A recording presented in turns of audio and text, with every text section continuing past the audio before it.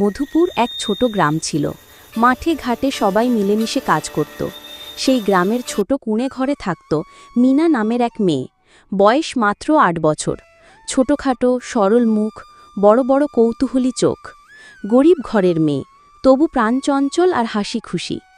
তাদের বাড়িতে ছিল এক গরু আর ২টো হাঁস। সেই গরুর দুধ বেচেই সংসার চলত।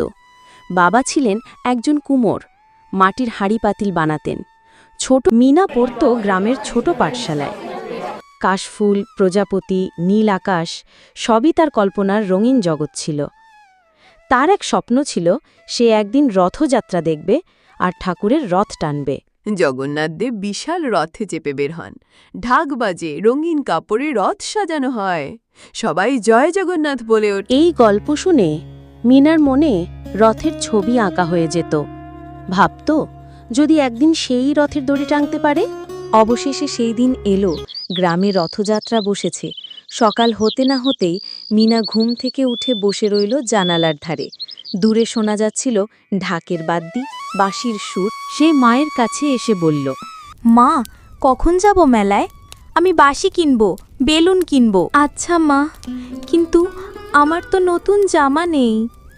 যাব মা, মহাজন টাকা দিলে যাব, তবে বেশি বায়না করবি না। রথ টানতে নতুন জামা লাগে না মা, মন থাকলেই হয়। ভালোবাসা থাকলেই ঠাকুর খুশি হন। মিনার মা মহাজনের বাড়ি গিয়ে টাকা নিতে গেলেন। কি গো, কি হয়েছে? এত হাকডাক কিসের? আজকেই তো বললাম কিছুদিন পর দেব তোমার টাকা।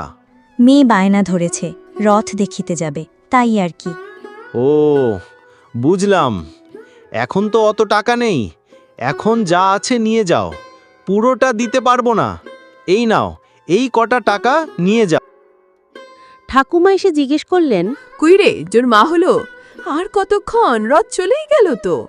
মিনা তার পুরনো সেলাই করা জামাটা পরে নিল। মা, ঠাকুমা আর মিনা রওনা হলো মেলায়। রঙিন সাজে ভরা মাঠ দেখে মিনার চোখ বড় হয়ে গেল। মাঠে পৌঁছে দূরে শোনা যাচ্ছিল ঢাকের বাদ্যি, বাঁশির সুর আর দোকানদারদের হাঁকডাক। রাস্তার ধারে সাজানো হয়েছে হরেক রকমের দোকান। মিষ্টির, খেলনার, বেলুনের আলোতে ঝলমল করছে চারদিক। মিনা দেখল বিশাল রথ। চারদিকে ফুল, কাপড়, ঘণ্টা আর জয় জগন্নাথ ধ্বনি শোনা যাচ্ছে। কিন্তু সবার সাজসজ্জা দেখে সে নিজে থেকে কিছু বলল না। এই যে ছোট্ট মা, তুইও রথ টানবি? আয় আয়। তাকে রশির একপাশে জায়গা করে দিলেন। সে শক্ত করে রশি ধরল। মনে হচ্ছিল যেন ঠাকুর নিজেই তাকে ডাকছেন। রথ চলতে লাগলো। ঢাক, ধ্বনি, কাগজ উড়ছে আকাশে। আনন্দে মিনার চোখে জল এলো। তো কিছু নেই তোমায় দেবার। ভগবান, শুধু তোমায় খুব ভালোবাসি।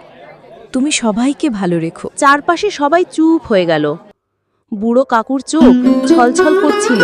মন্দিরের পুরোহিত মিনার কষ্ট ও ভগবানের ওপর ভালোবাসা দেখে সে তাকে ডেকে বলল, এই ছোট মেয়ে সোনা, তুই মন দিয়ে রথ টেনেছিস মা। ঠাকুর খুশি হয়েছেন। এই নে, ঠাকুরের পক্ষ থেকে একখানা ছোট রথ। মিনার মুখে চওড়া হাসি। ছোট রথ হাতে নিয়ে আনন্দে টানতে টানতে সে বাড়ি ফিরল। সেদিন মিনা বুঝে গেল, ঠাকুরের রথে সবার জায়গা হয়। গরিব বড়লোক বলে কিছু হয় না। ছোট হাতের টানেও বড় কিছু ঘটে।